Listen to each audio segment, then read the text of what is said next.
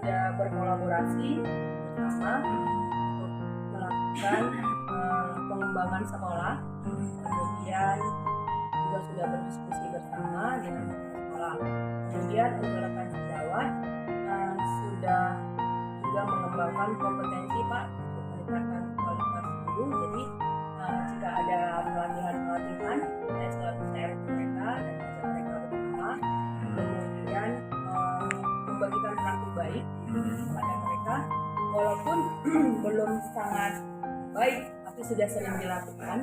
Bagaimana proses pembelajaran yang mengedepankan bahwasannya keberpihakan kepada murid itu sudah disampaikan kepada guru, akan mengajak beberapa guru untuk melihat melakukan refleksi. Jadi kalau ke guru kami sudah menyampaikan agar setiap akhir pembelajaran itu tetap melakukan refleksi.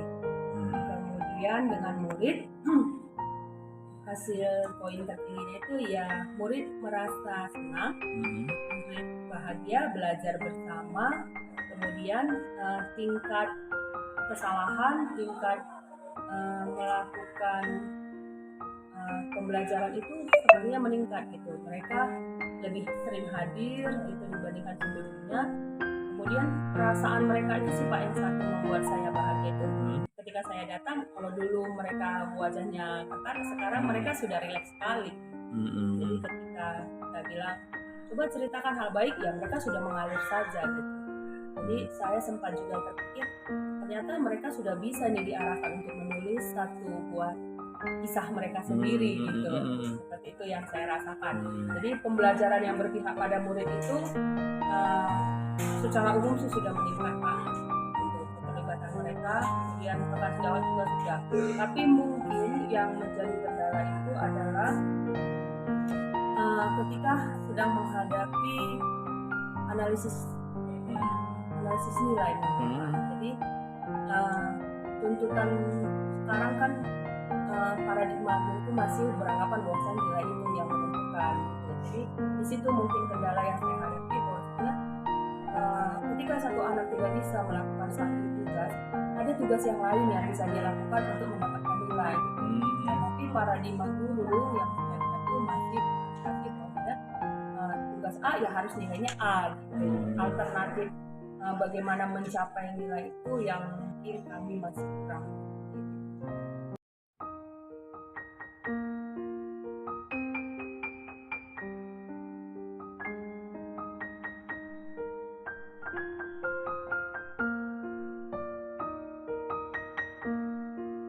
Keberpihakan kepada murid, bagaimana saya memandang stakeholder yang ada di sekolah, baik itu pemangku kepentingan, guru dan murid. Kemudian saya juga bisa melihat pemanfaatan aset-aset yang ada di sekolah untuk pembelajaran di kelas. Jadi itu hal yang memuaskan bagi saya, yang menambah kompetensi saya sebagai guru. Kemudian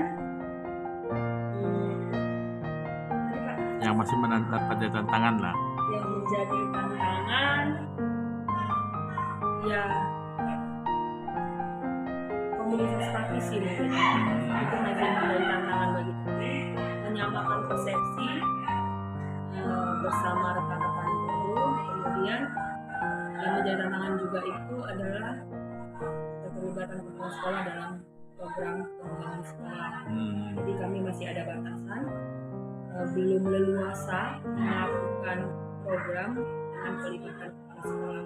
Mungkin di situ salah satu kendala terbesar kami, saya Pak, sebagai CGP di dalam 6 bulan terakhir ini.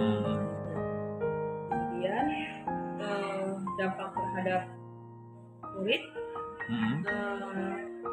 saya melihat sesuatu yang berubah, sesuatu yang mengalami perbaikan, semakin baik, di mana murid itu semakin merasa nyaman ketika saya masuk itu mereka sudah berani mengeluarkan pendapat ketika diskusi, bahkan mereka sudah merasa seperti pemimpin ketika mereka berotasi menjadi ketua kelompok yang selalu baru yang saya lakukan dalam setiap proses pembelajaran. Ternyata itu juga sangat mempengaruhi mereka mereka juga merasa nyaman ketika pendapat-pendapat mereka itu kita dengar seperti itu Pak. Jadi ada kebahagiaan tersendiri saya lihat di wajah-wajah mereka ketika mereka melakukan proses pembelajaran semakin ke akhir 6 bulan itu. Mungkin kalau di bulan-bulan pertama kedua itu tidak kelihatan, justru mereka merasa aneh dengan perubahan yang saya lakukan. Tetapi ketika semakin mengarah menuju ke 6 bulan, mereka semakin bahagia saya lihat seperti itu untuk proses pembelajaran terhadap musik.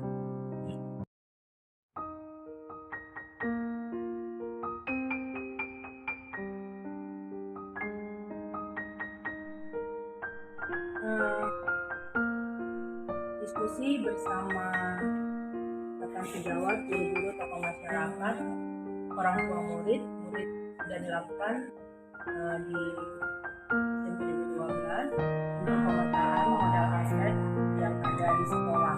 Jadi pada saat proses diskusi itu kita berkumpul bersama ruang guru dengan setiap perwakilan. Jadi ada tokoh masyarakat, tokoh agama, orang tua murid, kepala sekolah, kemudian beberapa orang guru.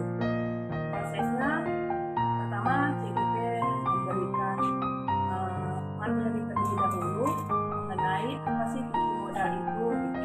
Jadi ini disampaikan terlebih dahulu.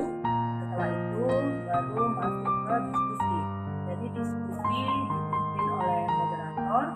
Kemudian masing-masing peserta memberikan pendapatnya mengenai 7 modal aset yang ada. Jadi dimulai dari modal manusia, lalu kita mengidentifikasi bersama apa-apa saja yang bisa menjadi proses kekuatan dalam mengembangkan SIM 12, kemudian modal fisik, modal lingkungan, dan sampai terakhir modal finansial.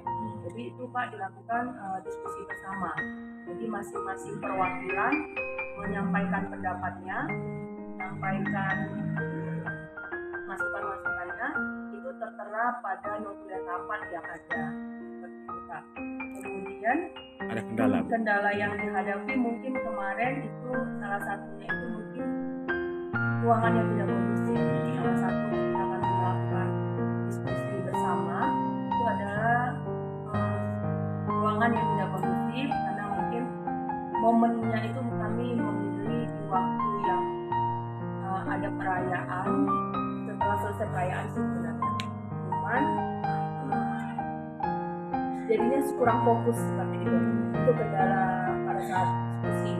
Kemudian yang kedua itu kendalanya adalah ketika memetakan setiap aset itu masih banyak yang mencontohkan misalnya yang menggunakan lapangan bola itu secara baik. Padahal kan itu bukan itu intinya, tapi lapangan itu ada kan gitu kan.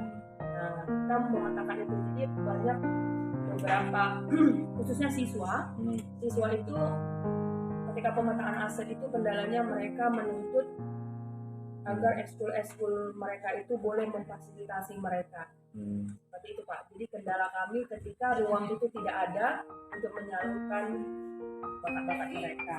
Kemudian usaha lain yang dilakukan atau yang terjadi yang setelah selesai diskusi yang terpikirkan oleh kami bersama saya juga itu adalah kami tidak memetakan itu Pak orang tua.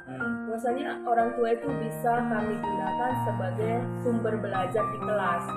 Jadi perwakilan orang tua juga tidak menyampaikan pada saat itu bahwasanya orang tua itu bisa sebagai guru di dalam kelas sebagai narasumber. Nah itu yang tidak kami pikirkan kemarin, tapi akhirnya sekarang kami berpikir bagaimana supaya pelibatan orang tua itu boleh masuk ke dalam proses pembelajaran seperti Pak. Contohnya misalnya kan Pak, kalau saya itu kan misalnya tentang sistem reproduksi seperti itu kan kalau bagi orang tua tabu ya Pak menyampaikannya.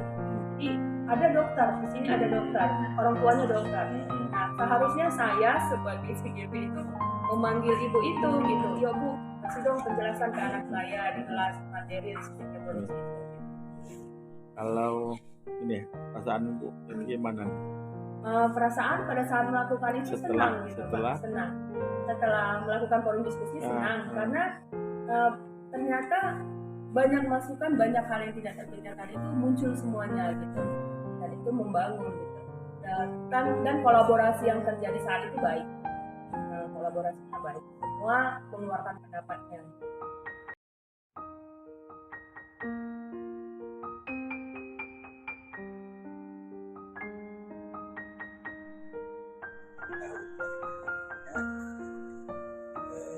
Aktivitas di lagi dalam secara umum ya membutuhkan yang hal-hal yang secara khusus untuk yang bersifat modal itu ya arahnya tentunya bukan secara khusus dari finansial saja, tapi banyak modal-modal yang lain, itu termasuk ya artinya mungkin aset lah ya, seperti itu ya. Di antaranya tentunya secara ada juga finansial, tapi secara modal kemanusiaannya sendiri. Di antaranya adalah secara manusia tentunya pemanfaatan kemampuan secara individual bagi warga sekolah dalam hal ini. Di antaranya adalah para pemangku pendidikan, yaitu ya guru, kemudian pegawai usaha, kemudian murid sudah pasti, jadi satu kesatuan yang tidak akan terpisahkan di antaranya. Ya. Kemudian samping itu juga sarana yang ada di sekolah. Sarana itu banyak, tentunya sarana terutama yang mendukung pendidikan tersebut untuk jalannya tercapainya proses ya kan, tercapainya proses belajar mengajar. Sarana-sarana seperti yang ada aset-aset di sekolah ini antaranya adalah ruang kelas, laboratorium, lapangan, kita manfaat sebaik-baiknya sesuai dengan porsi masing-masing